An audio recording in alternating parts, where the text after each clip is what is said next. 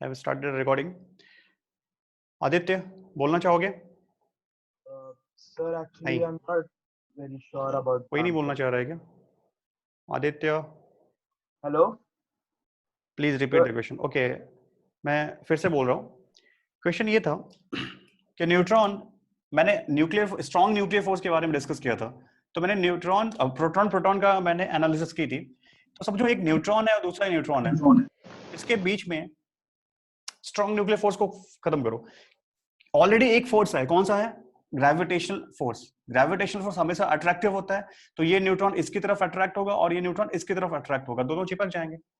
तो यहां तो बैलेंस करने के लिए अपने को स्ट्रॉन्ग न्यूक्लियर फोर्स की जरूरत ही नहीं है, because strong nuclear force is attractive. तो सर ये दोनों एक साथ दोनों को सपोर्ट कर देगा, तो ग्रेविटेशन फोर्स भी इधर एक्ट कर रहा है एंड स्ट्रॉन्ग न्यूक्लियर फोर्स भी एक्ट करने लगेगा. फिर तो प्रॉब्लम हो जाएगी. सर, जस्टिफाई करना था इसको actually. hello. Because gravitational force is very weak. Okay, still it is weak, but at least not repulsive ना. Repulsive नहीं है तो दो लोग हैं, सपोज न्यूट्रॉन है, उनके बीच में अट्रैक्शन है. वो वीक है तो क्या हुआ, बट अट्रैक्शन है ना, तो पास में आएंगे ना वो. Sir, can you hear me? Okay, तो कैसे उसको जस्टिफाई करो, ये क्वेश्चन था. तो सुनो, देखो, पहली बात कि ये सारी चीजें न्यूक्लियर फिजिक्स. अनुजा, हाँ, you want to say something? Omkar, is it because of inertia of neutron? Distance is less than 0.8 for me. Okay, and ठीक है, काफी चीजें हैं. सुनो, देखो, पहली बात क्या है, एक अपने को थोड़ा ब्रॉडर पर्सपेक्टिव में देखना होगा. So force will be negative. ठीक है, सुनो, व्हाट आई हैव डिस्कस्ड कि देयर इज अट्रैक्शन और रिपल्शन, जिसके बीच में डिस्कस किया हमने न्यूट्रॉन और प्रोटॉन एंड प्रोटॉन डिस्कस किया था. ठीक है, ऐसे किया था हमने. ठीक है, बट जस्ट थिंक, क्या सिर्फ और सिर्फ न्यूट्रॉन समझो, न्यूक्लियस के अंदर तुम बैठे हो, न्यूक्लियस के अंदर सिर्फ एक न्यूट्रॉन दूसरे न्यूट्रॉन से इंटरेक्ट कर रहा है क्या? नहीं, देयर आर सो मेनी. जैसे एक रूम है, this room is suppose in this room is nucleus, और मैं न्यूक्लियन हूं, मैं न्यूट्रॉन भी हूं या प्रोटॉन भी हूं और बाकी लोग भी हैं मेरे साथ. There are so many members inside the room, तो वो न्यूक्लियॉन्स की तरह बिहेव करें. तो जस्ट इमेजिन, क्या मैं सिर्फ अपने बाजू वाले से अट्रैक्ट करूंगा क्या, या उससे इंटरेक्ट करूंगा कि नहीं? मैं तो सबसे इंटरेक्ट करूंगा ना. जस्ट थिंक, है ना जो मैं बोल रहा हूं, कि मेरा इंटरेक्शन इस रूम में जितने लोग हैं सबके साथ इंटरेक्शन होगा. किसी के साथ ज्यादा होगा, किसी के साथ कम होगा. तो this interaction is not so easy, it's very complicated phenomena. समझ में तुम्हें आ रही बात? समझो 50 persons are there inside the room, तो मेरे को बाकी पता नहीं कितने 15, 20, 25, 30, 40, 50, आई डोंट नो कितने लोगों के साथ इंटरेक्ट कर रहा हूं. लेकिन मैंने एक्सप्लेन करने के लिए तुम्हें क्या यूज किया था, सिर्फ एक न्यूट्रॉन या प्रोटॉन के साथ इंटरेक्ट कर रहा है. तो it was very simplified explanation for that complex phenomena. तो हमारा मेन मोटिव क्या था, सिर्फ स्ट्रॉन्ग न्यूक्लियर फोर्स को एक्सप्लेन करना. बट इस केस में देखो, अगर यहां पे हमें एक्सप्लेन करने की जरूरत पड़ेगी, because there are other neutrons, protons, neutrons, there are so many randomly distributed, we don't know. Now saying, suppose this is neutron, for example, this is neutron. तो ये न्यूट्रॉन को अट्रैक्ट करेगा कि नहीं? ये न्यूट्रॉन इसको अट्रैक्ट करेगा कि नहीं? ये न्यूट्रॉन अट्रैक्ट करेगा कि नहीं? There are so many interactions, there are so many forces acting on a single neutron. This is not one to one relation. बाकी लोग भी कर रहे हैं ना. तो एक्चुअली क्या होता है, ये अरेंजमेंट होता है. ये इस तरह से अरेंज करता है, क्योंकि सोच कर देखो, अगर इसने अट्रैक्ट किया तो भाग जाएगा कि नहीं? तो रिपल्शन फोर्स नहीं है, बस इस न्यूट्रॉन को इधर जाने से रोकने के लिए इसको बैलेंस करना पड़ेगा ना. क्लियर? समझ में आ रही बात? तो यहां पे बहुत कॉम्प्लिकेटेड स्ट्रक्चर होता है. जैसे ये न्यूट्रॉन को मैंने ले लिया, इसके ऊपर चलो ये F1 फोर्स लग रहा है, there is F2 force, there is F3 force, there are so many, we don't know, we can not predict. Only what we have done, we have explain. किसी ने देखा नहीं है कैसा होता, लेकिन लॉजिकली बहुत सारे न्यूट्रॉन्स या प्रोटॉन आसपास पड़े हुए हैं, तो ये सब अट्रैक्ट करेंगे इसको. तो सोच कर देखो, ये चला जाएगा कि नहीं? तो इसका मतलब इसको बैलेंस होना है, जहां पे होना है उधर ही होना है. इट मींस कि इसकी तरफ इन तीनों फोर्स को बैलेंस करने के लिए इस तरफ एक फोर्स होना चाहिए. And gravitation force of this neutron, जो यहाँ पे इसके बाजू में बैठा हुआ है, is not sufficient to balance. तो कुछ इस तरह से अरेंजमेंट होता है. दैट्स व्हाई साइंटिस्ट जस्टिफाइड कि नहीं, strong nuclear force is also required, and there is both the force acting between neutron gravitation plus strong nuclear force. Correct? Am I clear? किसी को डाउट है बोल सकते हैं? समझ में आ रही है? ये बहुत कॉम्प्लेक्स फेनोमेना है, ठीक है, बट पूछा था, अच्छा अच्छा क्वेश्चन था वो, तो ये समझ में आया, ठीक है? तो नोट भी कर सकते हो कि वन या every nucleon interact with other so many other neighbouring nucleons, okay?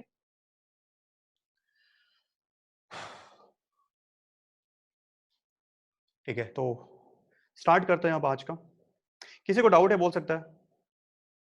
Yes, Tane is asking, sir, so the forces balance each other. Yes, balance, देखो बैलेंस नहीं होगा ना तो प्रॉब्लम होगी, क्योंकि उस रूम में मेरे को रहना है ना, तो न्यूक्लियस से बाहर नहीं जाना है, तो अल्टीमेटली मेरी बाउंड्री क्या है, न्यूक्लियॉन्स की बाउंड्री क्या है, न्यूक्लियस, तो they can not move out of the nucleus.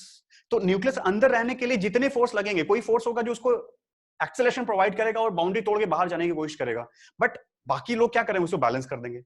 इसीलिए स्ट्रॉन्ग न्यूक्लियर फोर्स स्टेबल नहीं होता, वो डिस्टेंस के साथ चेंज होता है ना, मैंने बताया था। सोचो, दो न्यूट्रॉन न्यूट्रॉन है, फॉर एग्जांपल दो न्यूट्रॉन न्यूट्रॉन है, इनके बीच में अट्रैक्शन है, ग्रेविटेशनल भी है और कौन सा है, स्ट्रॉन्ग न्यूक्लियर फोर्स भी है।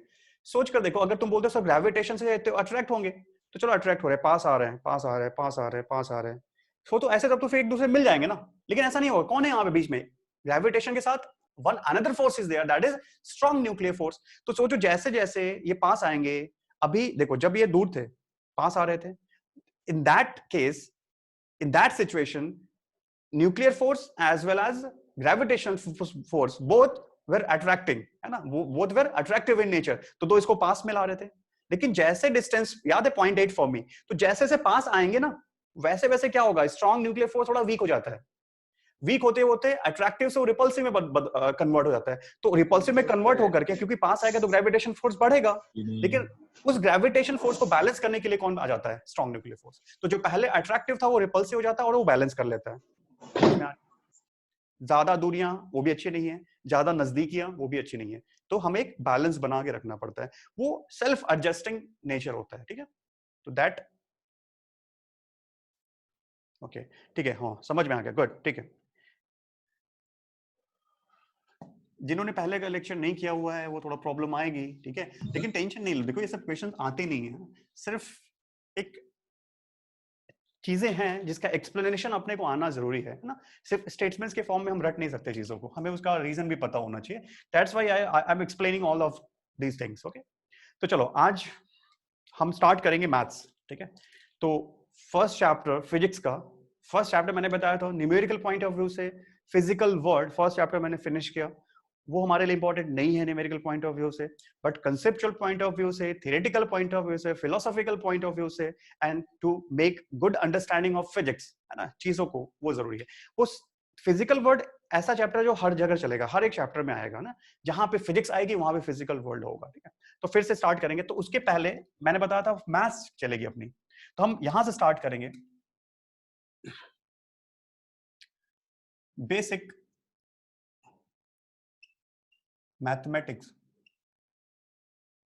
बेसिक मैथमेटिक्स, और वो भी किसके लिए, फॉर फिजिक्स, फॉर फिजिक्स, जिस जो फिजिक्स के लिए। और यहां से जो मैं मैथ्स सिखाऊंगा, केमिस्ट्री में भी मैथ्स की जरूरत होती है, specially in physical chemistry, so this maths will help you to understand the problem in physics as well as in chemistry, और वो भी physical chemistry वाला सेक्शन है उसमें, क्योंकि पूरा न्यूमेरिकल सेक्शन ही चलता है, तो बेसिक मैथ्स स्टार्ट करना है। नाउ लिसन, अब मैथ्स में क्या क्या करना है, क्योंकि मैथ्स एक फुल सिलेबस, एक फुल सब्जेक्ट है ना, अपने आप में बहुत बड़ा सब्जेक्ट है, बहुत अच्छा सब्जेक्ट है वो, है ना, बहुत इंटरेस्टिंग सब्जेक्ट है, लेकिन हम अगर वो पढ़ने लगेंगे ना, तो फिर हमारा ये छूट जाएगा, फिजिक्स छूट जाएगी और बाकी सब्जेक्ट भी छूट जाएंगे।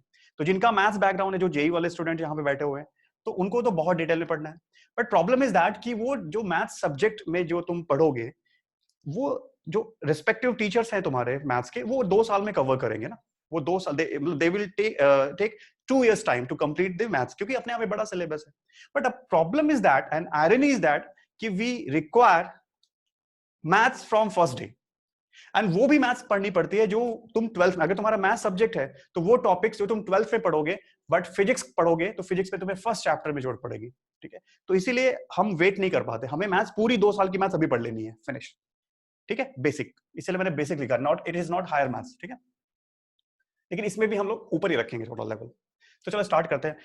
पहले मैं इसका फिर से रोड मैप बताऊंगा कि मैथ्स में हम क्या क्या पढ़ने वाले हैं। तो चलो देखो, कुछ टर्म्स से फेमिलियर भी हो तुम, मैं बता रहा हूं तुम्हें। सबसे पहले हम स्टार्ट करेंगे फंक्शन। फंक्शन नंबर 1 फंक्शन पढ़ेंगे, बताऊंगा मैं फंक्शन क्या होता है एक एक करके। नेक्स्ट फंक्शन थोड़ा सा करने के बाद फिर हम स्टार्ट करेंगे basic calculations.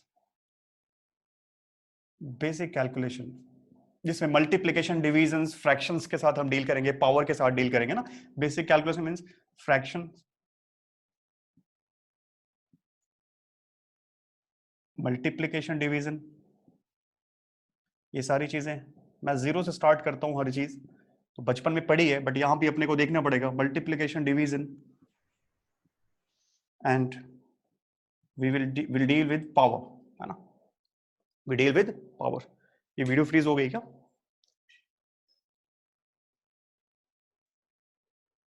Okay, zoom in zoom out. अभी अभी भी हो रहा है क्या अथर्व? अभी आ रहा है या फिर क्लियर है अभी?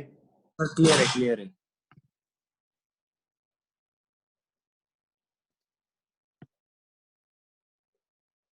It is clear, okay.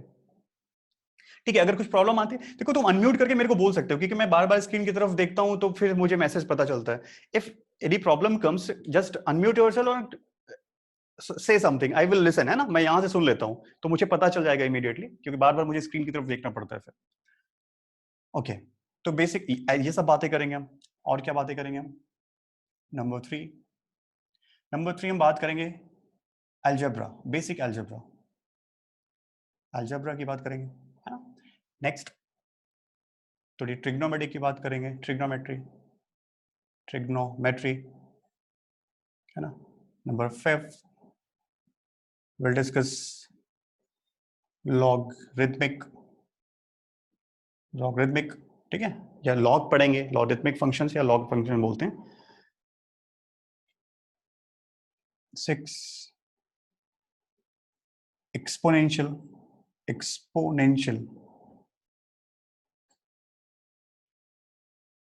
Number 6 exponential functions यहाँ डिस्कस करेंगे हम। आगे देखो, नंबर 7 एक्सपोनेंशियल के बाद एक important part, graph. Very very important. अगर मेरे से कोई पूछे पूरी मैथ्स में सबसे इंपॉर्टेंट क्या है, तो मैं बोलूँ ग्राफ इंपॉर्टेंट है। जिसको ग्राफ आता है ना, जिसको ग्राफ, उसको सब आता है, इसीलिए मैंने बाद में इसको पर रखा है, ठीक है। तो ग्राफ, इसको बहुत डिटेल में पढ़ेंगे हम ग्राफ को। And this section you will find questions in physics from this topic in all, nearly all the chapters. सब लगभग सारे चैप्टर में तुम्हें ग्राफ से क्वेश्चंस मिलेंगे, डिटेल में करेंगे इसको, ठीक है। नंबर 8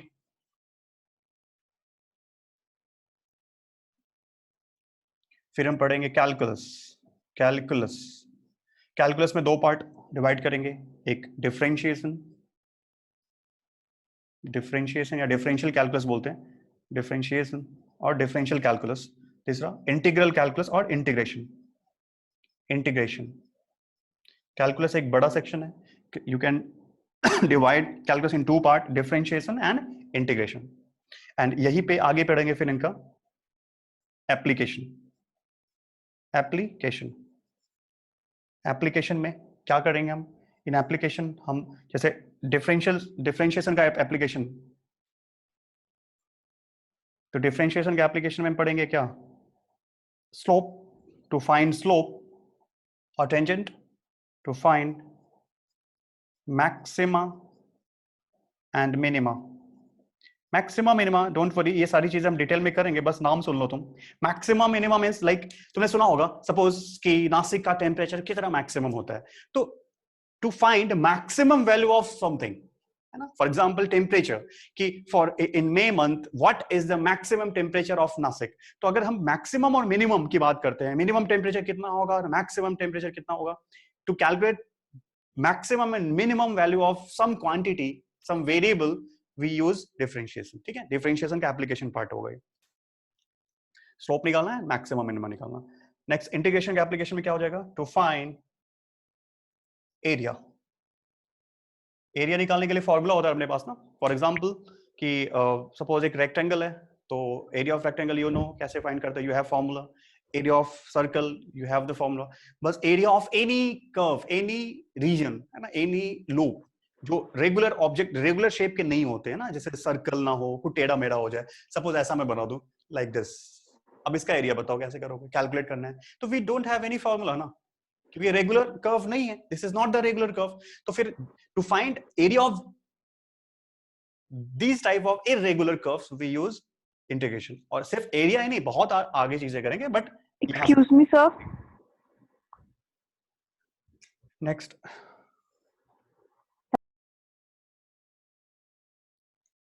ट्रिग्नोमेट्री हो गई. Excuse me, sir. फिर बाद में हम लोग कुछ कर लेंगे इसमें, like log exponential trigonometry algebra, and you can say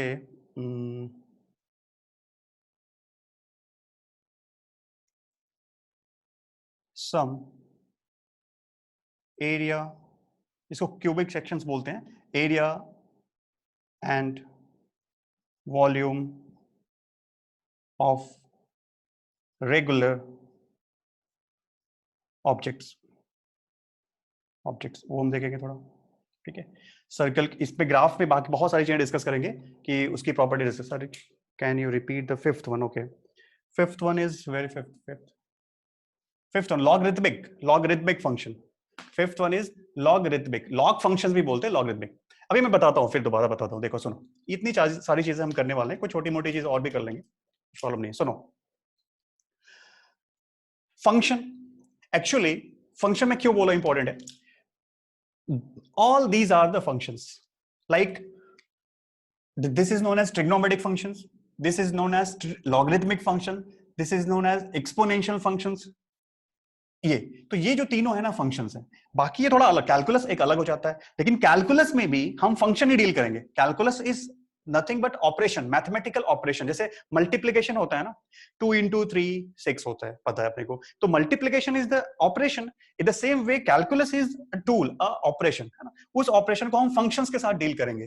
जैसे वी डिफरेंशिएशन करना है ना, तो we'll differentiate some trigonometric functions, we will differentiate some logarithmic function, we will differentiate some exponential some functions. ठीक है, ऐसे होता है. तो ये सारी चीजें हम पढ़ेंगे डिटेल में, एक एक करके स्टार्ट करते हैं, ठीक है. But to start with function, first of all tell me why we need maths for physics. कोई बता सकता है मुझे क्यों पढ़नी है मैथ्स यार? why maths is so important for us? बोलो, कोई बोलना चाहेगा? अनम्यूट करके बोलो, I want to hear you. Okay, कोई बोलो.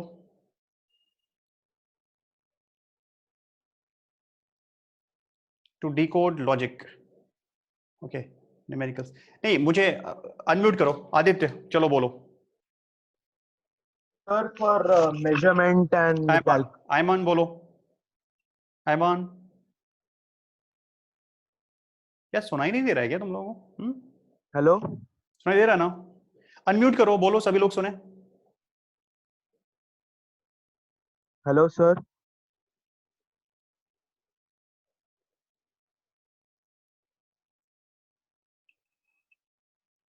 आर्यन, आर्यन बलडूता. Yes, बोलो. sir. Sir, to solve numerical. Aryan, Sir, to बोलो. solve numericals. why we need maths? यश, यश बोलो, तुम ही बोलो, चलो. Sir it seems you can not here अस. अच्छा, ऐसा है क्या? मैं सुन नहीं पा रहा हूँ तुम लोगों को, तुम बोल रहे हो. 1 सेकेंड यार, 1 सेकेंड. नहीं, अनम्यूट तो करो पहले, खुद को अनम्यूट करो. अनम्यूट करो. शिट, एक सेकेंड होल्ड करो. 1 सेकेंड, 1 सेकेंड, 1 सेकेंड.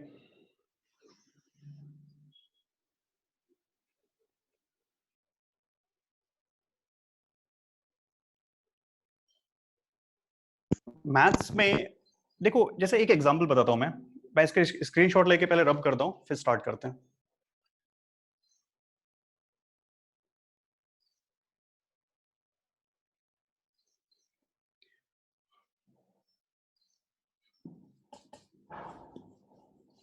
एक स्टेटमेंट में बोलता हूं जो मैथ्स और फिजिक्स का रिलेशन एक्सप्लेन करता है. That statement is maths is a tool of physics. Maths is a tool of physics. इसका क्या मतलब हुआ?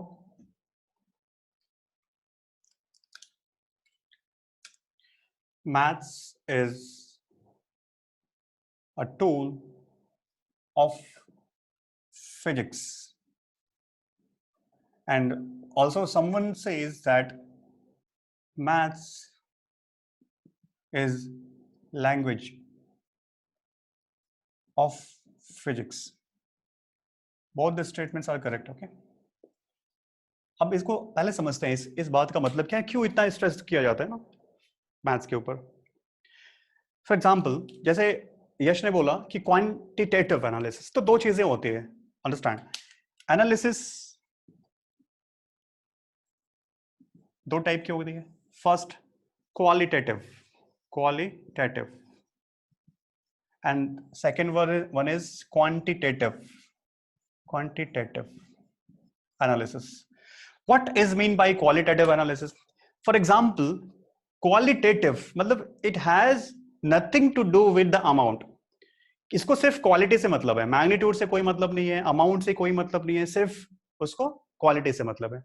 तो when we compare the things in terms of quality, for example एक छोटा माउंटेन, एक बड़ा माउंटेन, उसको देख के तुम बता सकते हो ओके हाँ this one is bigger one and this one is smaller one. That is what's qualitative analysis, कि जस्ट तुम देख कर बता पा रहे हो कि कौन बड़ा है कौन छोटा है. तो ये क्वालिटेटिव एनालिसिस हुई. But when we have nothing to do with, या इसको मैं लिख सकता हूं नीड या don't bother about quantity, okay, और एब्सोल्यूट वैल्यू. तो इस टाइप के कंपैरिजन को अब बहुत जगह फिजिक्स में बहुत सारी जगह पे हम इस पे चले जाते हैं. तो यहां पे हमें मैथ्स की जरूरत नहीं पड़ती है, यहां पे अपने को मैथ्स की कोई जरूरत नहीं है, सिर्फ लॉजिक से हम वो आंसर दे सकते हैं. ओके नाउ, लेकिन एग्जैक्टली जब अपने को बताना है कि वो एक छोटा माउंटेन और एक बड़ा माउंटेन है, कितना बड़ा है, दैट्स सपोज कि मैंने बोला कितना बड़ा है यार, तो now you have to give me the absolute value of the difference of height. कि सपोज छोटा माउंटेन 1000 मीटर, छोटा माउंटेन 1000 मीटर एंड बड़ा माउंटेन सपोज 1400 मीटर. तो ये तुम तब बता पाओगे when you calculate the exact difference. तो नाउ तो अब तुम्हें कैलकुलेशन करना पड़ेगा. यहां पे हमें कैलकुलेशन नहीं करते, वी डोंट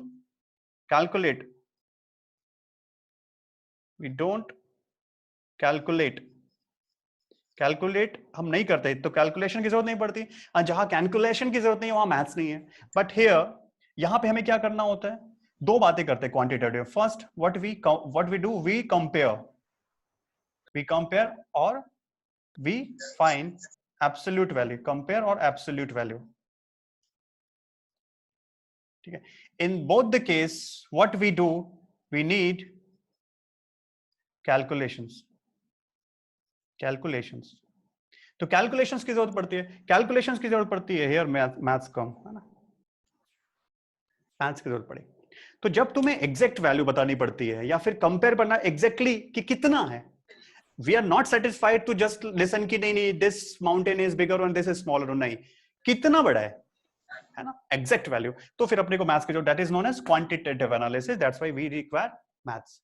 और अच्छा एग्जांपल देखो, एक तो सभी ने पढ़ा होगा. फॉर एग्जांपल जैसे फिजिक्स और मैथ्स कैसे अलग हुआ. फॉर एग्जांपल न्यूटन, जैसे मैंने ग्रेविटेशन फोर्स तुम्हें एक्सप्लेन किया था, तो ग्रेविटेशन फोर्स समझो ऐसे ही है. ग्रेविटेशन फोर्स को फॉलो न्यूटन ने क्या दिया, Newton experimentally find that force is directly proportional to product of mass. पहली चीज बताई उसने. And also Newton found that first experimental observation and second experimental observation of Newton was force is directly proportional to 1 by r square, inverse square law. ये उसका experimental observation था.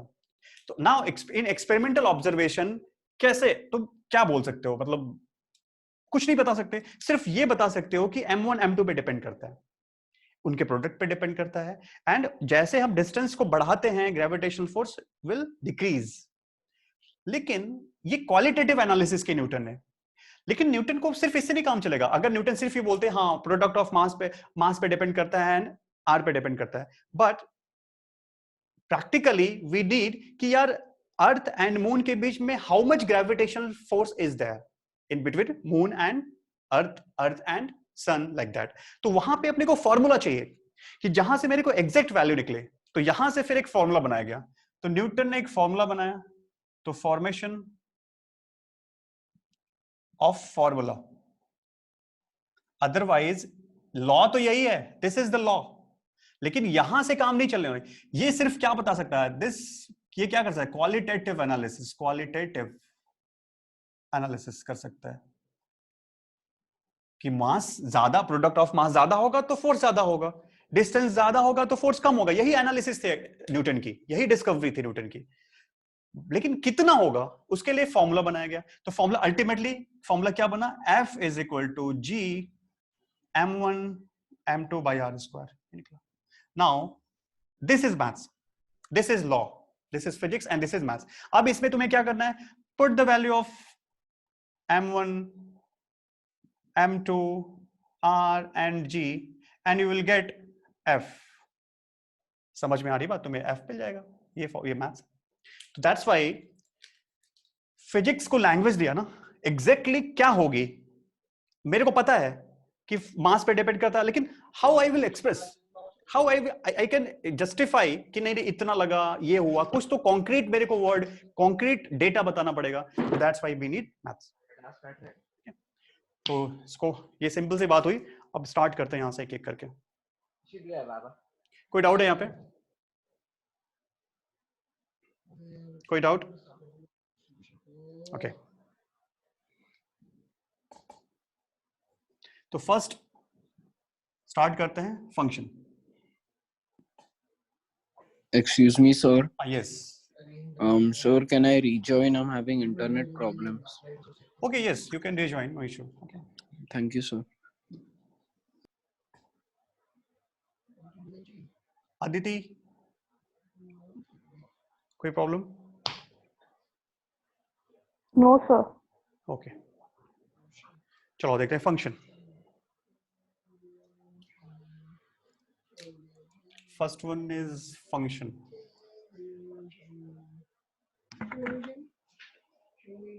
What is mean bye function? अब समझो, मैं देखो maths से कहूंगा but वो फिजिक्स साथ में चलेगा ना, फिजिक्स के साथ साथ में मैं रखूंगा कि कहाँ पे यूज करेंगे क्या है। तो फंक्शन देखो, मैथ्स में फंक्शन की मीनिंग क्या होती है, सुनो, म्यूट करो पहले, बाकी लोग म्यूट करो। ओके, एक एग्जांपल देता हूं तुम्हें मैं, जिससे मैंने टेम्परेचर की बात की। फॉर एग्जांपल नासिक टेम्परेचर है ना, तो नासिक का टेम्परेचर अभी मई स्टार्ट हो गया है, 3rd of May, तो पूरे मई में मेरे को टेम्परेचर का देखना है, और सभी को पता है कि अभी समर आने वाला है।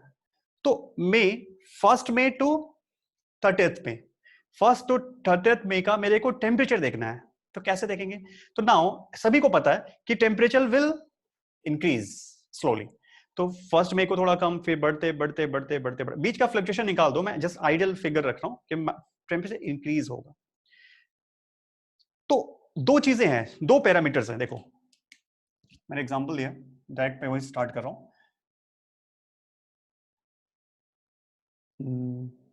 वन क्वांटिटी, इसको क्वांटिटी बोलेंगे या फैक्टर, एक्टर, जो भी बोलना चाहो। One quantity is suppose temperature of Nashik, ऐसे लेते हैं। ओके, और सेकेंड लेते हैं, सेकेंड इज टाइम। ये कौन सा है, मई मंथ। तो इसको मैं टी से रिप्रेजेंट, देखो temperature of Nashik, temperature is the language. देखिए मैंने बताया हर किसी चीज को हमेशा हम क्या करते हैं, इकोनॉमिक होते हैं, हम अपने एफर्ट को कम करने की कोशिश करते हैं। तो टेम्परेचर ऑफ नासिक को मैंने टी से रिप्रेजेंट किया, यहां से सिंबल्स का जनरेट हुआ है ना। सिंबल्स आए, क्योंकि T represent temperature of Nashik and time represent small T, ऐसे, ठीक है, ये जनरल कन्वेंशन भी है। अब मेरे को देखना है what we want to find relation between temperature and time in the month of May. मतलब जब से मे स्टार्ट हुआ वहां से टाइम स्टार्ट हुआ फॉर यू। जैसे 1st ऑफ मे, जैसे ही अप्रैल के बाद रात के 12 बजे मे स्टार्ट हुआ, 1 मे स्टार्ट हुआ, वैसे ही तुम्हारा काउंटडाउन स्टार्ट हुआ 0 से। समझ में आ रही बात? तो I want to check the relation between temperature and time, और यू कैन से फिजिक्स के लैंग्वेज में क्या बोलेंगे, I want to check how temperature was changing with time, how temperature was changing with time। समझो, यहां start कर, ये 2 हुए। तो देखो एक बात देखो, टेम्परेचर चेंज हो रहा है, टाइम भी तो चेंज हो रहा है ना। समझ में आ रही बात? तो जो चेंज होता है मतलब it means that is varying, है ना, वेरी कर रहा है वो, तो इसको बोलते हैं वेरिएबल्स।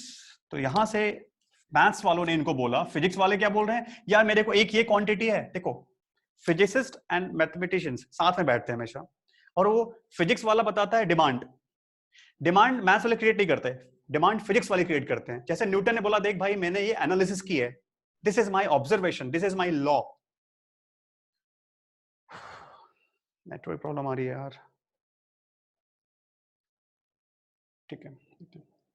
तो क्या बताया मैंने कि यस फिजिक्स डिमांड क्रिएट करता है। जैसे मैं सपोज न्यूटन, मैंने लॉ बनाया, मैंने बोला देख माय ऑब्जर्वेशन इज दैट कि in the universe every 2 object attract each other. कैसे अट्रैक्ट करता है, जो मास होता है ना उसके डायरेक्टली प्रोपोर्शनल होता है। मास अगर इंक्रीज करूंगा तो ग्रेविटेशन फोर्स इंक्रीज होगा, डिस्टेंस बढ़ाऊंगा तो कम होगा।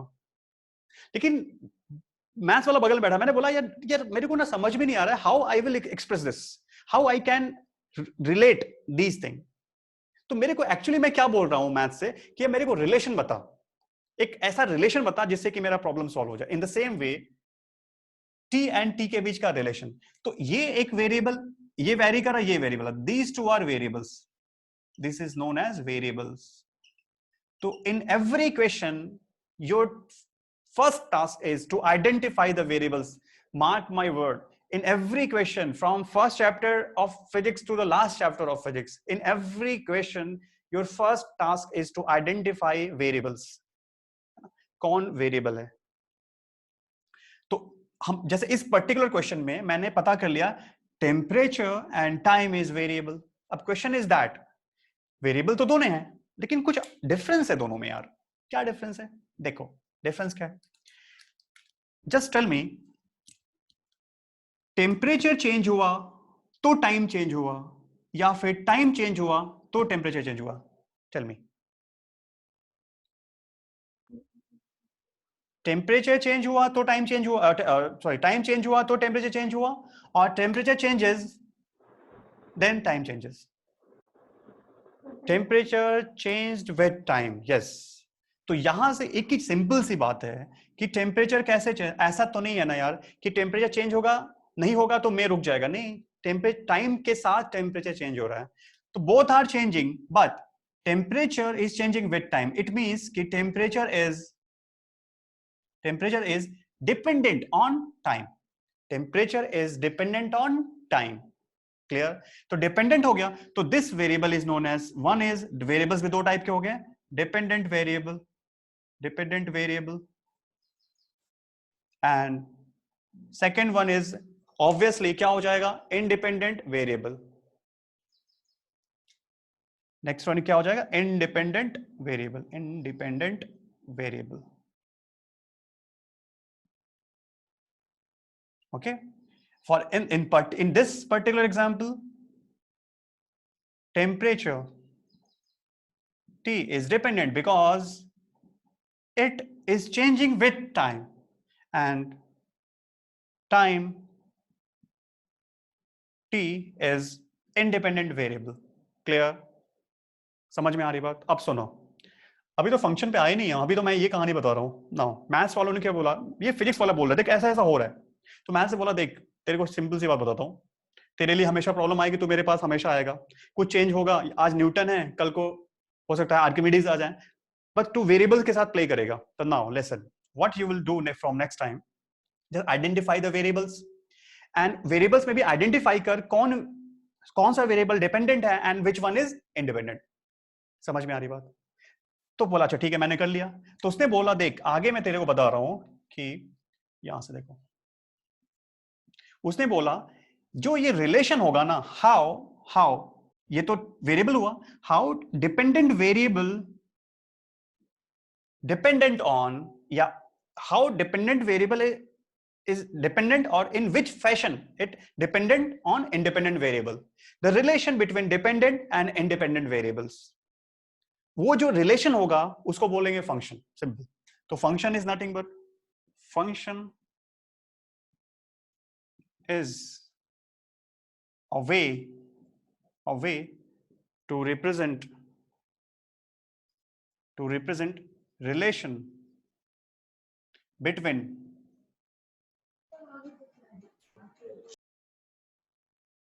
डिपेंडेंट बिटवीन टू वेरिएबल्स, ऐसा बोल सकते हैं, या फिर डिपेंडेंट, क्योंकि फिलहाल हम दो ही वेरिएबल लेकर चलेंगे, ठीक है.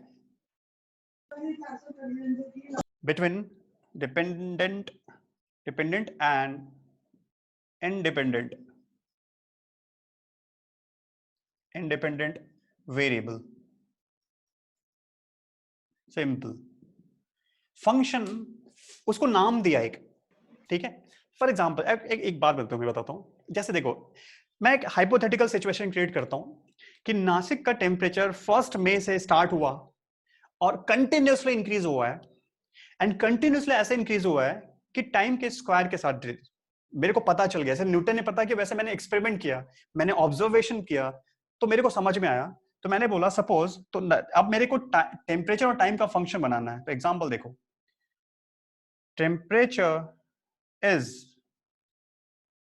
इक्वल टू, सपोज मैं कोई 2t² ये लिख दिया. This is temperature, this is time. इस फैशन में मेरे को अगर फिजिक्स वाले ने बताया तो मैथ्स वालों ने ये बता दिया इस तरह से होगा. तो now this is the function. तो इसको क्या बोलेंगे, नाउ देखो क्या बोलेंगे इसको लैंग्वेज में, t temperature is function of time t. इसको क्या बोलेंगे, temperature is the function of time t, where temperature is dependent variable. यहां पे हमेशा लेफ्ट साइड में डिपेंडेंट वेरिएबल होते हैं, राइट साइड में इंडिपेंडेंट वेरिएबल्स होते हैं, ठीक है ना. तो temperature is the function of time. इसको और एक मैथ्स में एक और तरीका होता है लिखने का. जैसे मैं लिख सकता हूं t फंक्शन है, तो f उठाते हैं, तो t is the function of small f of किसका, टेम्परेचर, ft. देखो this is another way, this is a shortcut to represent function. तो t is temperature is the function of ft means function of t. समझ में आ रही बात, temperature is the function of t. जो देखो सुनो, जो इतना बड़ा लैंग्वेज यूज किया ना मैंने, उसको मैंने इससे इतने छोटे से लिख दिया. सिंबल्स फॉर्मूला इसीलिए जनरेट किए जाते हैं, to save our time, to save our energy, to save our resource, है ना. एक छोटा सा एक्सप्रेशन ft. समझ में आ रही बात. इसमें तुम्हें पता चल जाएगा ये डिपेंडेंट वेरिएबल है, ये इंडिपेंडेंट वेरिएबल. ओके. अब सुनो देखो, मैथ्स वालों ने ये बताया, ये इक्वेशन निकाल के बताया. फायदा क्या हुआ, जैसे मैंने बोला कि एट व्हाट इज, फॉर ये हाइपोथेटिकल सिचुएशन है, ठीक है, don't take it as it is, है ना, कि नहीं जैसा ऐसा कैसे हो सकता है, मैं जस्ट हाइपोथेटिकल बता रहा हूं. What is t at small t is equal to suppose 4 second, ऐसा जस्ट. तो सोच कर देखो, तुम क्वालिटेटिव एनालिसिस की डिमांड कर रहे हो या क्वांटिटेटिव. तो तुम क्वांटिटेटिव एनालिसिस कर रहे हो. या मैंने एक क्वेश्चन तुम्हें रेज किया, मैंने बोला, क्वेश्चन आया, what is the t at small t 4 second. Okay. तो व्हाट यू विल डू, जब तक ये इक्वेशन, ये मैथ्स वालों ने इक्वेशन ना दिया होता तो तुम पता नहीं कर सकते. तुम सिर्फ क्या बोलते, फिजिक्स वाले क्या बोलते, फिजिक्स वाले सिर्फ इतना बोलते कि temperature is changing with time. But how, in what relation, तो मैथ्स वालों ने बताया. और how we can predict the temperature, prediction is the best part that we can do with maths. कि यार अभी आज सपोज 3rd में है, तो 10th मई को कितना टेम्परेचर होगा नासिक का. तो उसके लिए इक्वेशन होनी चाहिए ना, तो ये इक्वेशन होती। तो यहाँ पे अगर मैं डाल दूं 10th मई का टाइम, तो यहाँ पे टी डाल दूंगा, तो फिर मेरे को 10th मई का टेम्परेचर मिल जाएगा। क्लियर? तो यहां से देखो कैसे करते हैं फिर इसमें। तो just put this value, this is small T, तो कैपिटल टी क्या हो जाएगा, 2 इंटू स्मॉल टी की जगह 4 स्क्वायर, दैट इज 32 जो भी degree centigrade whatever, forget about units and all, ठीक है, वो सारी चीज अंडरस्टूड है। 32 डिग्री सेंटीग्रेड फॉर एग्जाम्पल। एक अब मुझसे पूछो, यहां पे कोई डाउट है, फंक्शन में कोई प्रॉब्लम है, किसी पूछ लग रहा है कि नहीं सर, कोई क्वेरी?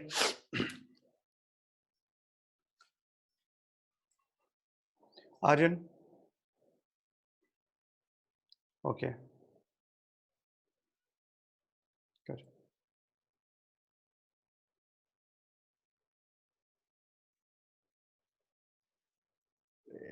स्क्रीनशॉट लेने दो मुझे। ओके,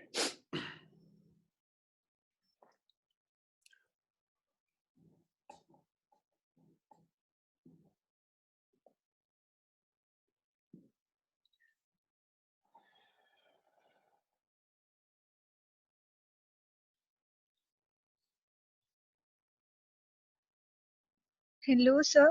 हाँ यस बोलो। So, Shreya here.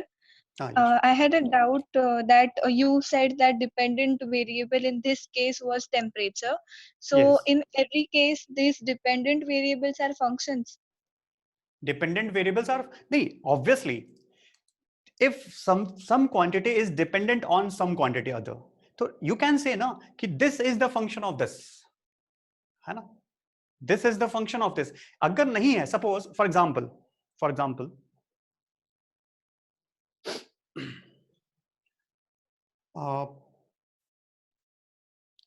suppose 3 for example 3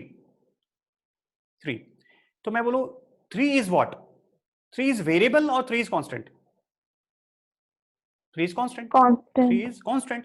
तो कांस्टेंट्स होते हैं ना, वो किसी चीज पे डिपेंड नहीं करते, इसीलिए वो कांस्टेंट होते हैं। 3 है, बट अगर मैं बात करूं, मैं चल रहा हूं, माई स्पीड इज 3 मीटर पर second, but my speed is changing, तो वो 3 मीटर पर सेकेंड क्या हो जाएगा, वेरिएबल। उस पर्टिकुलर मोमेंट पे 3 मीटर पर सेकेंड है, फिर नेक्स्ट मोमेंट वो 3 मीटर पर सेकेंड कुछ और हो चुका होगा, 3 मीटर से कम भी हो सकता है, 3 मीटर से ज्यादा भी हो सकता है, ठीक है। तो every dependent quantity, every dependent, you have to identify, you have to use your wisdom कि नहीं वहां पे क्या है। तो हर एक जो डिपेंडेंट क्वांटिटी होती है, that will depend on some independent quantity, okay. तो आपस में जो रिलेशन होगा उसको बोलेंगे फंक्शन। तो every dependent quantity is the function of any other quantity, and that quantity may be anything, that quantity may be one quantity और two, there are so many quantities that depend on more than one quantity. For example देखो, look, छोटा सा example देता हूं। Newton's second law सभी को पता है ना। चलो एक और छोड़ो, उससे अच्छा एग्जांपल लेते हैं, रेक्टेंगल का लेते हैं। Rectangle, what is rectangle?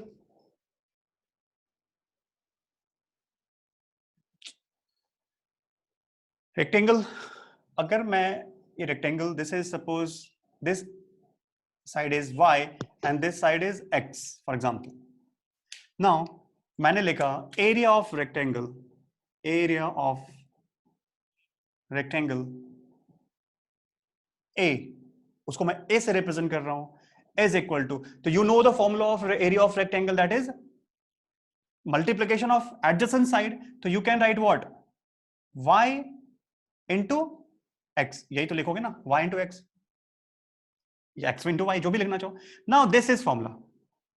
now tell me area, just listen, which is dependent and which is independent। Ultimately area, what you will say कि मैं फिजिक्स में बोलूं तो एरिया डिपेंड ऑन साइड या length of adjacent sides, and in this case x and y। Clear? तो now अब बताओ area कितने वेरिएबल, तो बताओ डिपेंडेंट वेरिएबल कितने हो गए, dependent variable is area A. Independent variables,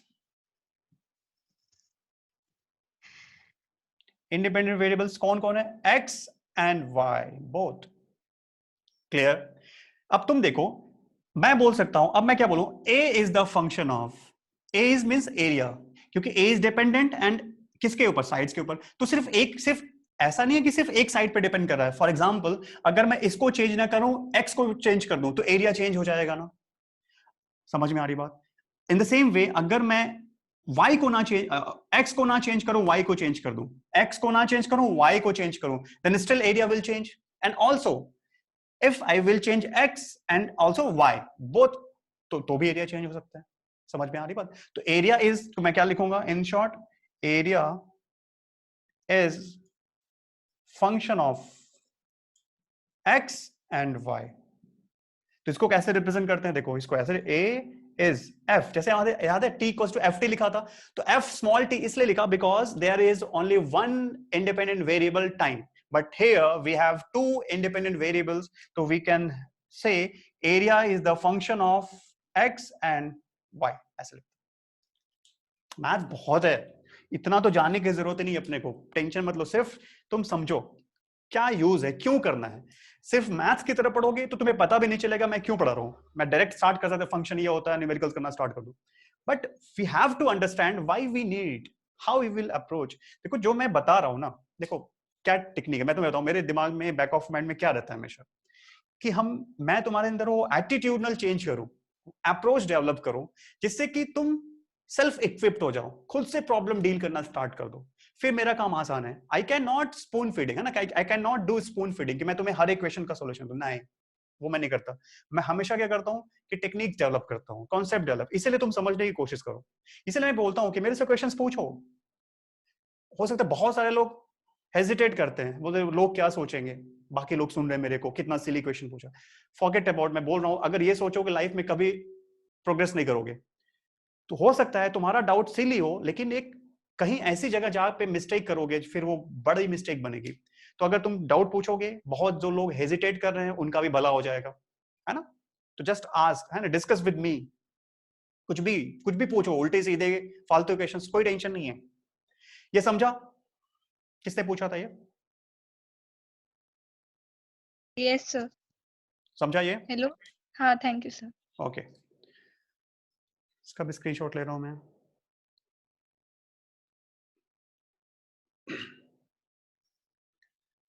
चलो, तो ये फंक्शन बेसिक बात बताई मैंने. अब थोड़ी और आगे चलते हैं. एक एग्जांपल मैं तुमसे पूछता हूं, क्वेश्चन, ठीक है.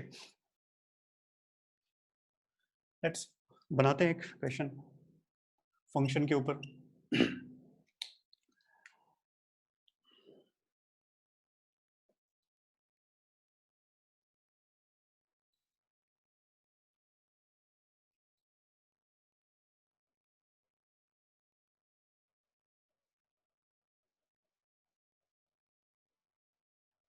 Okay.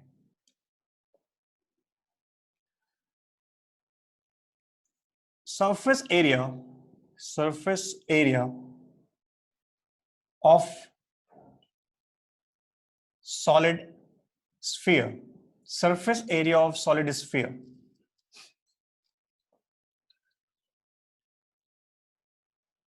फॉर्मूला पता है सभी किसी को?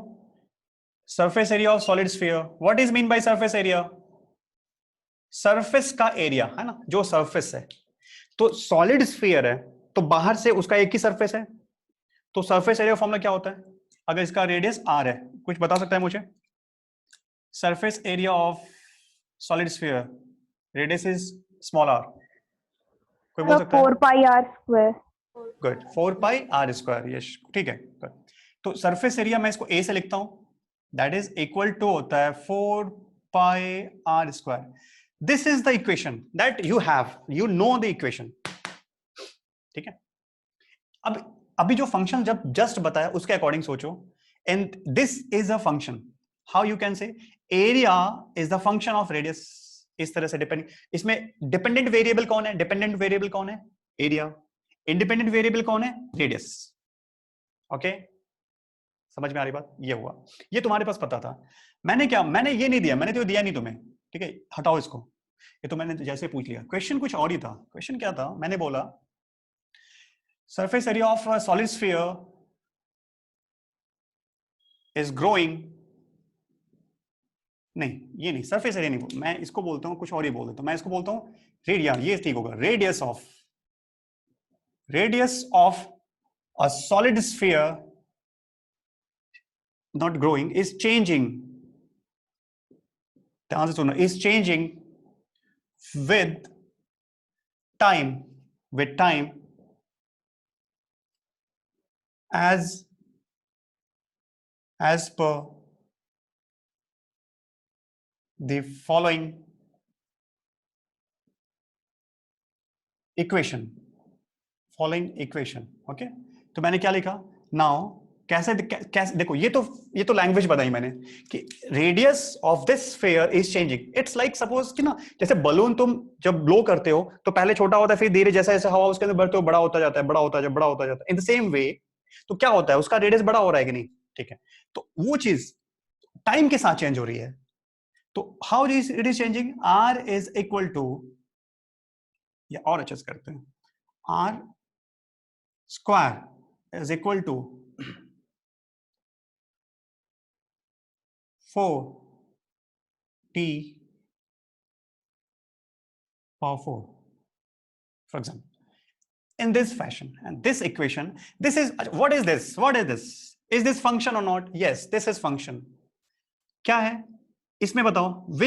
which quantity, radius or time, which is dependent variable? Radius, obviously. Time तो कभी डिपेंड करता ही नहीं किसी पे, याद रखना। टाइम जहां भी आ जाए ना, time is always independent variable. Time change होता है, टाइम किसी पे डिपेंड नहीं करता, इसीलिए बोलते हैं टाइम रुकता नहीं। जब तक हम स्पीड ऑफ लाइट ना जाए, relativity, theory of relativistics, forget about that.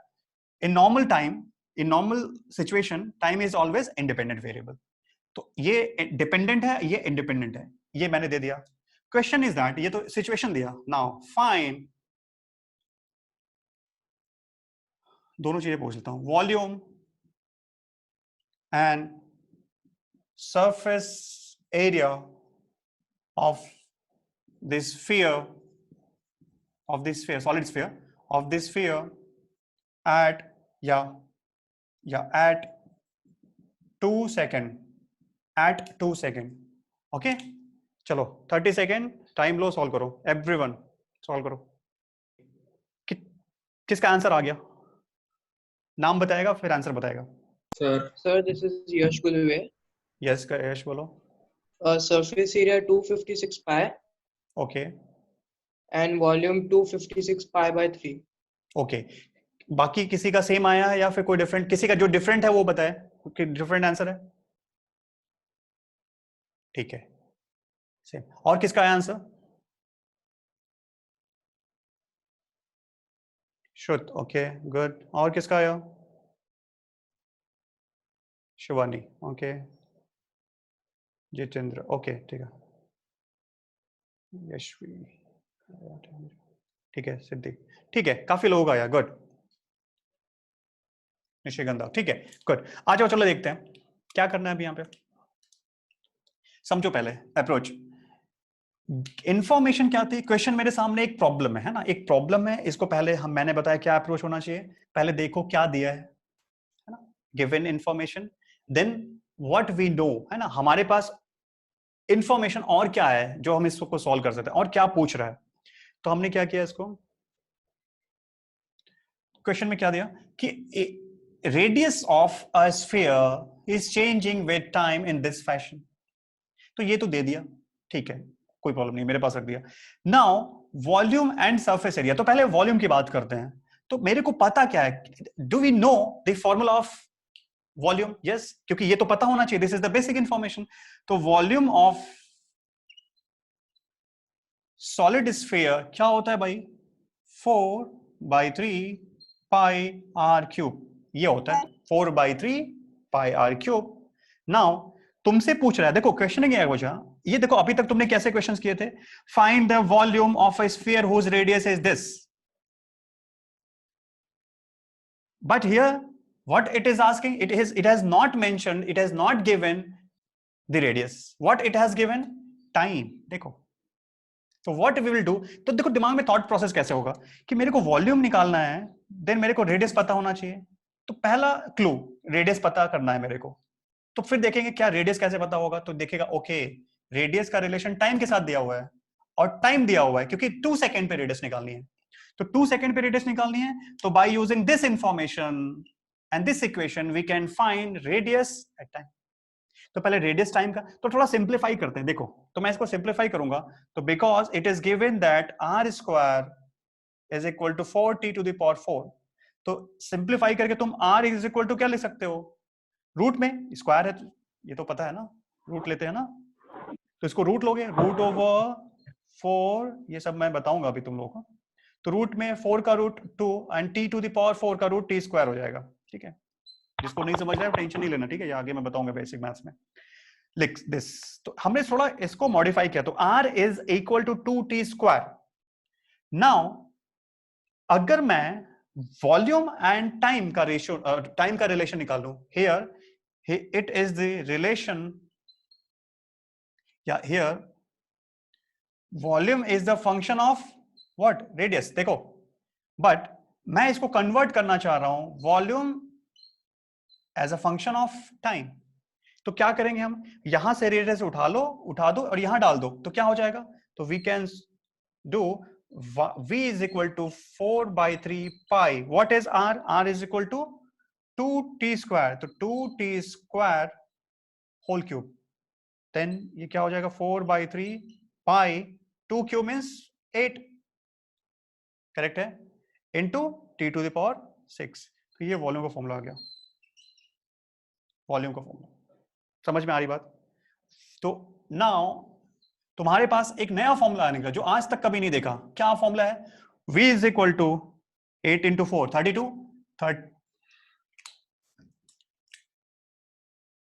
32 divided by 3 pi t to the power 6. Look, यही काम करना है. ये मैं देखो बहुत सिंपल बात बता रहा हूं, ये हर पूरी फिजिक्स में तुम्हें जगह जगह मिलेगा. हियर इज रेडियस टाइम, कहीं पे फोर्स टाइम हो जाएगा, कहीं पे इलेक्ट्रिक फील्ड टाइम हो जाएगा, ग्रेविटेशनल फील्ड टाइम हो जाएगा. सिर्फ प्लेयर्स चेंज हो जाएंगे. यहां प्लेयर वॉल्यूम रेडियस है, कहीं पे कोई और प्लेयर आ जाएगा, लेकिन कहानी सेम होगी, अप्रोच सेम होगा.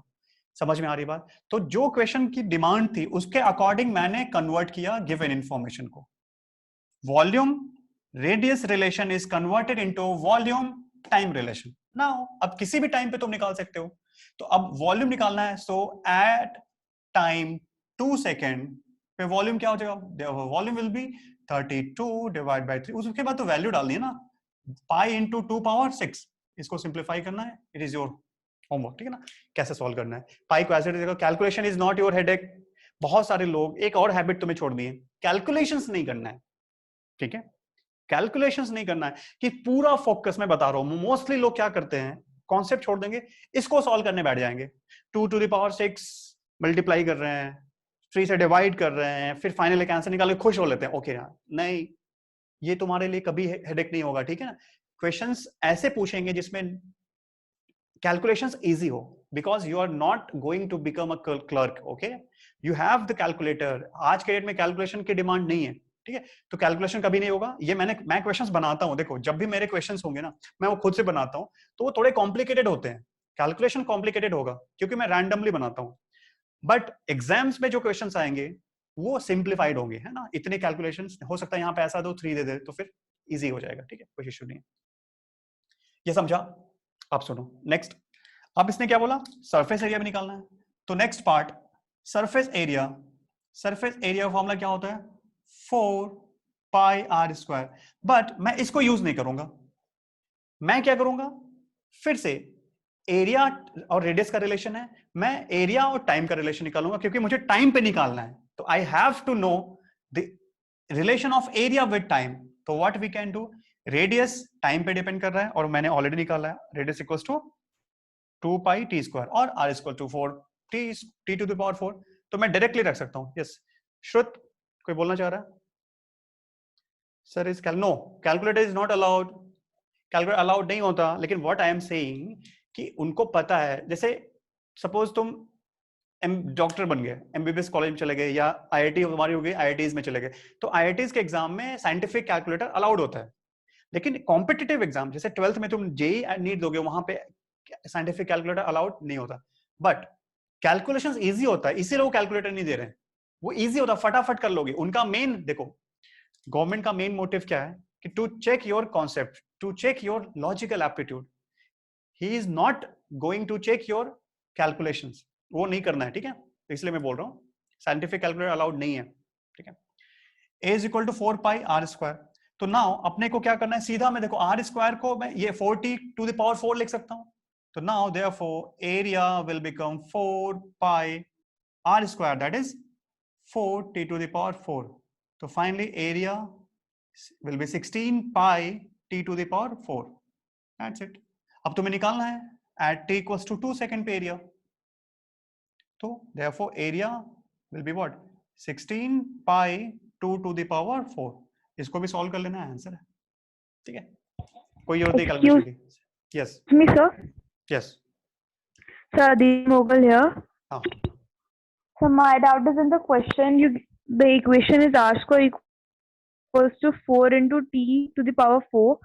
So we cannot put the value of t directly in that equation. In which in this equation ना, yes Yes, yes sir. Of course. देखिए देखो मैं बता रहा हूँ, यहाँ काफी लोगों ने ऐसे किया होगा, volume formula is this 4/3 pi r cube, तो अल्टीमेटली उन्होंने क्या किया होगा, रेडियस निकाला होगा, फिर इस इक्वेशन में रेडियस डाला होगा। तो how you will find radius इस इक्वेशन में, इस इक्वेशन में t की वैल्यू 2 डाल दूंगा मैं, तो मेरे को क्या मिल जाएगा, रेडियस। कौन सा रेडियस, एट 2 सेकेंड, 2 सेकेंड, क्योंकि at every time radius is changing, but ये कौन सा पूछ रहा है, 2 सेकेंड का, तो 2 सेकेंड यहाँ पे t की वैल्यू 2 डाला तो मेरे को रेडियस मिल गया, फिर उस रेडियस को यहां डाला तो वॉल्यूम मिल गया। लेकिन ये 9/10 का अप्रोच है, क्योंकि ये मैंने ना अभी समझ लो तो मैं 20% क्वेश्चन बताया है, ये हम जो ये फ्यूचर प्लानिंग है हमारे एक्चुअली, तो यहाँ पे हम इसको जो मैंने ये कन्वर्ट किया ना, इससे बहुत सारी चीजें निकलेंगी, अगर तुम ये समझ पा रहे हो, जो तुम बता रहे हो वो भी सही है, ये भी सही है, लेकिन ये हमारा ये आगे का रास्ता तय करेगा ना, इट्स आवर फ्यूचर प्लानिंग क्यों कर रहे हैं, ये समझा हम मैंने कैसे किया। Yes, sir. तो हमने क्या किया, मैंने क्या किया, सिंपल देखो, फंक्शन सिखा रहा हूं मैं यहाँ पे एरिया कैलकुलेशन बिल्कुल नहीं बता रहा हूं तुम्हें, ठीक है, ये तुम्हें सब आता है, सिर्फ मेरा पर्पस फंक्शन सिखाना और फिजिक्स में क्या है। तो कैसे हुआ, देखो इस क्वेश्चन को फिर से सुनो, volume and surface area find करना था, गिवन क्या था, गिवन इंफॉर्मेशन, की point, radius was changing with time, वो ये इक्वेशन दिया कि radius is changing with time, तो तुम्हें वॉल्यूम टाइम पे निकालना था। तो मेरे दिमाग में क्या होगा हमेशा कि वॉल्यूम और रेडियस, क्या बेसिक इंफॉर्मेशन क्या है मेरे पास, बेसिक इंफॉर्मेशन क्या है, we know the relation of volume with radius, we know the relation of area with radius, लेकिन मैं रेडियस को टाइम में भी चेंज कर सकता हूं, कैसे, क्योंकि रेडियस और टाइम का रिलेशन पता है, तो मैं यहां से रेडियस को रिप्लेस कर दिया और मैंने फाइंड किया वॉल्यूम एंड टाइम का रिलेशन, वॉल्यूम एंड टाइम का रिलेशन। समझ में आ रही बात। Yes, sir. देखो अब ये किसी को डाउट है पूछो पहले, फिर मैं बताता हूं कि क्यों किया मैंने उसको। कोई डाउट किसी को? नो, ठीक है। क्योंकि देखो अभी मैं डिफरेंशिएशन सिखा लूंगा तुम्हें ना, तो मैं सिर्फ मेरे को एक वर्ड ऐड करना था। मैं तुमसे पूछता, देखो जैसे ये स्फीयर ऐसे बड़ा हो रहा है ना, तो मैं तुमसे पूछता at what rate the volume is changing, what is the rate of change of volume with time.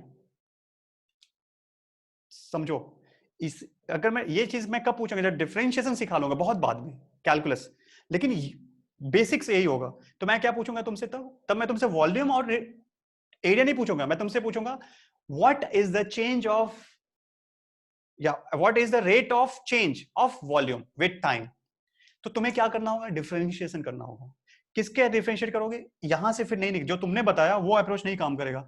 Then तुम्हें क्या करना होगा, वॉल्यूम का टाइम के साथ रिलेशन निकालोगे, फिर इधर इसको डिफरेंशिएट करोगे विद टाइम। अब कुछ लोग पता ही नहीं चलेगा डिफरेंशिएट क्या होता है, तो इसलिए मैं कह रहा हूं छोड़ो उसको, अभी समझो यहाँ पे, ठीक है। तो मैं इसका स्क्रीनशॉट ले रहा हूं, कुछ प्रॉब्लम हो पूछ सकते हो।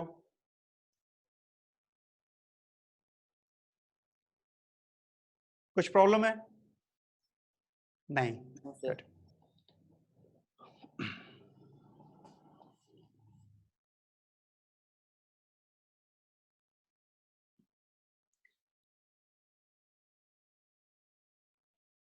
चलो एक और इक्वेशन एक और कर दो, काफी तुम्हें समझ में आने लगेगा कि 9 10th और यहाँ का लेवल कैसे अलग होता है। सिंपल सी बात पूछ रहा हूं, देखो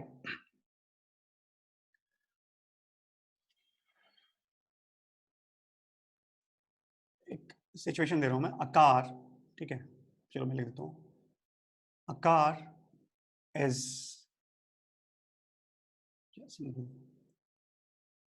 velocity of a car is changing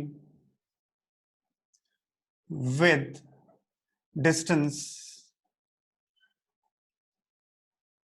x as v is equal to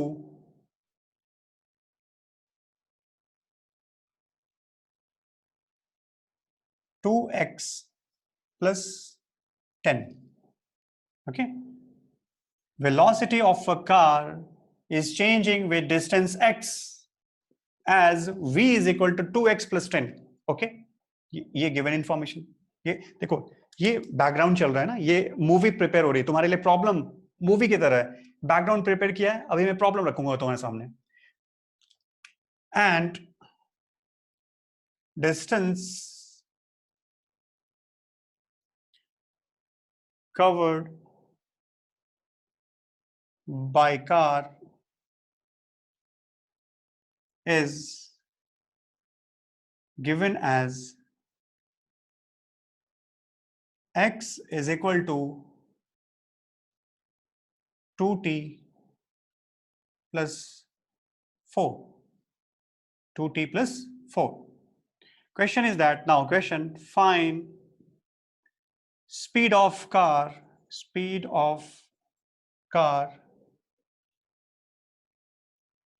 रुको मैं कुछ और कर देता हूं, फाइंड, ये करना, find the time,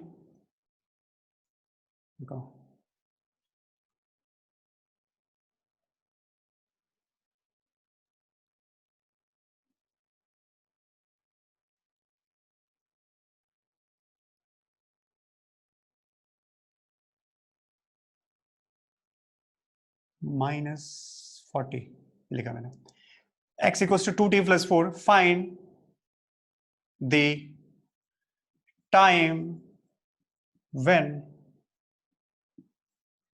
car comes at rest.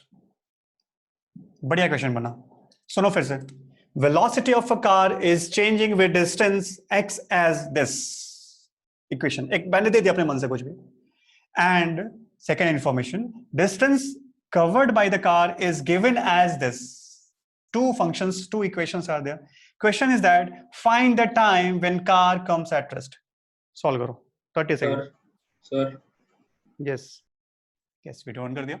Now सुनो क्वेश्चन, कि कार, पहले इसको एक इमेजिन करो, एक पता ना मूवी है तुम्हारे लिए, तो इसको एक इमेजिन करने की कोशिश करो, एक कार होगी, ये चल रही है, चलती जा रही है, ये डिस्टेंस, जो डिस्टेंस ट्रैवल करेगी दैट इज x, है ना, वो x है, और टाइम के साथ जा रही है, और किसी भी टाइम पे इसकी वेलोसिटी v भी है। ओके, ये सिचुएशन है। इसने क्या पूछा, when the car will come at rest, तो व्हाट इज मीन बाय, ये लैंग्वेज है, तुम इसको मैथ्स में बनाना है, तो कार रेस्ट पे कब आती है, रेस्ट पे कोई चीज आ गई, इसका मतलब स्पीड क्या हो गया, 0, है ना, समझ में आ रही बात, स्पीड कार की 0 हो गई। अब देखो, अब सुनो, speed of the car is 0, तो मेरे को निकालना क्या है, टाइम निकालना है, सोच कर देखो, टाइम टाइम टाइम कैसे, ये यहां टाइम है, तो we know the relation between x and t, सुनो x एंड t का रिलेशन पता है, तो इस इक्वेशन से मेरे को अगर x पता है तो मैं t निकाल सकता हूं, मेरे को t पता है तो मैं x निकाल सकता हूं, ये बात सबको समझ में आनी चाहिए। Equation, this is a beauty of maths, कि by the equation you can find any one value if you know other value. If you know the t, you can find the x. If you know x, you can find t. तो क्या करना है, मेरे को time निकालना है ना, तो टाइम निकालना है तो मेरे को एटलीस्ट x तो पता होना चाहिए, तो x तो नहीं पता अपने को, तो फिर क्या करना पड़ेगा, फिर मुझे वही काम करना है कि यार वेलोसिटी और टाइम का रिलेशन मिल जाए, वेलोसिटी और टाइम का रिलेशन। तो सिंपल सी चीज है, देखो दोनों तरीके से कर सकते हो तुम यहाँ पे वेलोसिटी। तो मैं ऐसे कर दूं कि because x is equal to 2t plus 4, लेकिन यहां से कोई हेल्प नहीं मिलेगी क्योंकि मुझे वेलोसिटी जीरो करनी है, तो टाइम निकलेगा। तो now and we know that v is equal to 2x minus 40, तो मेरे को v and t का रिलेशन चाहिए। तो can we write v and t relation? Yes, it's very clear because we know the x is equal to 2t plus 4, so we can substitute this x into x because vt जैसे वहां पे था volume और time, यहां पे speed and time, तो you can write v is equal to 2, x की जगह क्या डालेंगे 2t plus 4, तो 2t plus 4 minus 40। तो फाइनली क्या होगा, थोड़ा सॉल्व करते हैं इसको। तो it will come v speed is equal to 2 to 4 and it is 8 minus 32, so that will come 4t minus 32, correct है। 4t minus 32, देखो ये हो गया, ये मैंने बनाया, ये क्वेश्चन में दिया था, ये क्वेश्चन में दिया था, यही क्वेश्चन मैंने बनाई। सुनो, दिस इज, कैसे लैंग्वेज पढ़ो, this is the equation of velocity and distance, this is the equation of distance and time, and now this is the equation of velocity and time. Now with this equation you can find velocity at any time, or ulta, if you know the velocity you can find at what time that velocity will be। समझ में आ रही बात? तो मेरे को क्या निकालना है, मेरे को पता है velocity, क्योंकि I have to find the time when velocity will become 0, तो now put v is equal to 0 in, इसको बोलते हैं vt equation। समझ में आ रही बात? vt equation, velocity is the function of time, ऐसा, या vt equation, बात सेम है। तो क्या हो जाएगा, देखो v0 रखो तो 4t minus 32, तो t is what 32 by 4, that is 8। एक बढ़िया सा आंसर आ रहा है, इट मींस मैक्सिमम लोग करेक्ट हैं, ठीक है। 5.53 एंड कुछ आया था, अच्छा 4 was लिखिंग 9, अच्छा ये 9 कर दिया था क्या इसको, okay sorry my mistake, then ये 4 था, ठीक है, कोई प्रॉब्लम नहीं है, अप्रोच सेम होना चाहिए। देखो मेरा मेन मोटिव आंसर निकालना नहीं है, मेरा मोटिव तुम्हें एक कॉन्सेप्ट सिखाना है, क्या दिया था फिर भी तुमने कर लिया। अब मुझे सिर्फ ये बताओ कि कितने लोगों को नहीं समझा, मैं फिर से बताऊंगा, कितने लोगों को नहीं समझा, दोबारा एक्सप्लेन करना है मुझे या समझ गए? सार्थक, अंडरस्टूड, ओके। सार्थक दोबारा बताना है क्या? सार्थक, सार्थक बताना है? सार्थक बोलो। Yes sir. बताऊं? Yes sir. सुन, यस, सुनो सुनो फिर से सुन लो। क्वेश्चन था velocity of a car, velocity of a car given था, तो इक्वेशंस दी हुई थी कंफ्यूज करने के लिए। मैं बताऊं, देखो क्वेश्चंस को ना बहुत आराम से समझा करो, पहले डायग्राम बनाने की कोशिश करो। जैसे देखो मैं तुम्हें बताऊं, नॉवेल पढ़ते हो या स्टोरी बुक पढ़ते हो, तो एक इमेज, एक बैकग्राउंड में एक पिक्चर चल रही होती है तुम्हारे, तुम क्रिएट करते हो, कैरेक्टर्स क्रिएट करते हो अपने मन में। इन द सेम वे जब तुम क्वेश्चंस पढ़ो तो क्वेश्चन लैंग्वेज है, उस लैंग्वेज को मूवी में कन्वर्ट करो, डायग्राम में कन्वर्ट करो, तो तुम्हें क्वेश्चंस बहुत आसानी से होगा। तो ये मैंने काम किया, मेरे मन में चल रहा है ऐसे। फिर मुझे अच्छा क्या, कार चल रही है, कार की वेलोसिटी डिफरेंट डिफरेंट डिस्टेंस पे vx का रिलेशन दिया, एंड कार कितने टाइम में कितना डिस्टेंस ट्रैवल करेगी, x और t का रिलेशन दिया हुआ है। This is the xt equation, this is vx equation, this is vt equation. तो मैंने क्या किया, मुझे पता करना था कि when the car will come at rest, at what time, at what time. तो मेरे को वेलोसिटी जीरो कर, क्योंकि कार रेस्ट पे आ गया, इसका मतलब वेलोसिटी जीरो, तो मेरे को vt इक्वेशन चाहिए था। तब मैं क्या कर सकता, किसी भी टाइम पे वेलोसिटी निकाल सकता था। तो मैंने क्या किया, इस x को उठा के इसमें डाल दिया, देखो यहां से x उठाया और वेलोसिटी वाले इक्वेशन में डाल दिया, तो x को रिप्लेस कर दिया, देखो यहां से x को हटा के टाइम डाल दिया, तो now vx equation is converted, vx equation is converted vt equation. मैं यहां लिख देता हूं, क्या हमने किया इसमें, की पॉइंट्स क्या थे? We converted Vx equation into Vt equation. समझ में आ रही बात? तो Vt इक्वेशन मिला, Vt इक्वेशन में कर दिया, उसके बाद V0 कर दो, क्योंकि वेलोसिटी जीरो है तो जब वेलोसिटी जीरो होगी तो टाइम निकालना है ना, तो V0 डालना है, t आ जाएगा। ठीक है, यस बोलो, अभी आया?